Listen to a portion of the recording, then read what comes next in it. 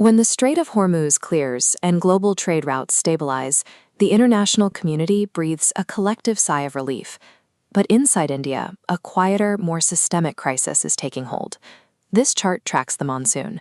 The baseline shows what we expect, but the current reality is a 42% deficit. This drop leaves cities with no choice but to implement immediate water cuts. The typical response is to treat this data as a fluke. Authorities mask the structural shortage with cyclical labels, blaming a bad season or recurring weather patterns like El Niño. Framing a permanent shortage as a temporary anomaly traps the nation in a loop. We panic during the dry months, but the momentum to actually fix the system disappears as soon as the rains return. The math reveals the real disconnect. India receives a massive 1,800 millimeters of precipitation in a normal year, a staggering volume of water. The breakdown is in the timing. Almost all of that water falls in a 4-month window, yet the demand from citizens and farms runs for all 12. By the dry months, reserves are gone. This is the result: communities struggling to pull the last remnants of water from a parched concrete well in a landscape that has run dry. The suffering here isn't caused by unpredictable weather. It is the result of a failure in basic storage and distribution infrastructure. Shankar Iyer is a political economy analyst. Rather than studying climate as a purely environmental issue, he focuses on how public policy fails to respond to predictable challenges.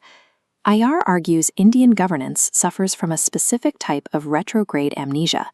Lessons learned during a crisis are shelved the moment the pressure subsides. He describes a political version of Newton's law.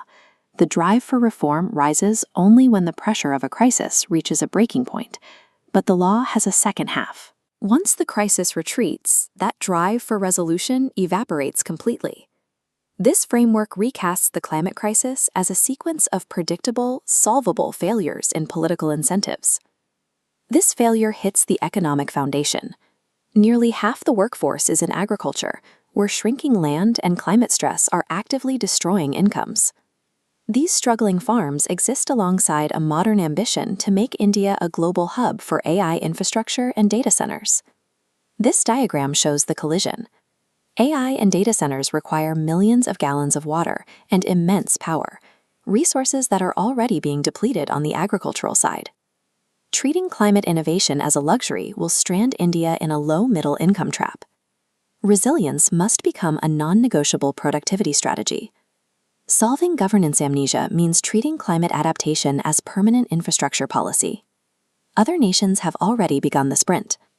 Paris and Toronto are using district cooling systems. They draw water from natural sources through these massive industrial pipes to cool buildings and data centers at a citywide scale. Morocco, Namibia, and the UAE are securing their water supplies through solar-powered desalination plants, building industrial-scale projects to harvest fresh water from the sea. South Korea and France are capturing the energy of the tides, turning coastal bridges and dams into reliable, renewable power sources. In agriculture, California and France use precision irrigation and drone monitoring to slash water usage and protect crop yields with surgical accuracy. The Netherlands and the UAE guarantee food security through vertical farms, using dense, indoor racks to grow crops in controlled environments. These aren't just ideas. They are a proven basket of solutions that treat resilience as foundational infrastructure. India's geography is perfectly suited for these blueprints. The country holds a massive 11,000-kilometer coastline and receives over 300 days of sunlight annually.